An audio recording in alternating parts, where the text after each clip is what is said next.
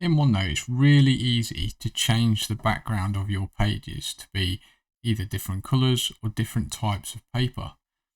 So when you're on a page and you've clicked on it, if you go to the View tab at the top, you can see you've got these two options. So we've got rule lines and page color. So we can change the page color to something that might not show up that well on video, but you can change the page color between some nice pastel colors. And you've also got a few different options of lines and squared paper. So squares with different size squares, which is great for some of the math stuff or graphing.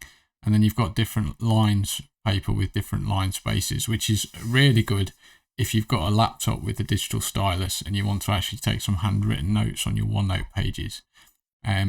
Now, we're going to have a quick look at what the difference is. If I open the desktop version of this app and I go to a different page, let's see, we've got the same colors, so there's no difference there.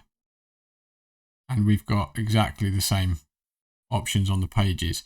So there is no difference between the online version and the cloud version for this reason. So you might as well just use the cloud version for this, which is easy to access.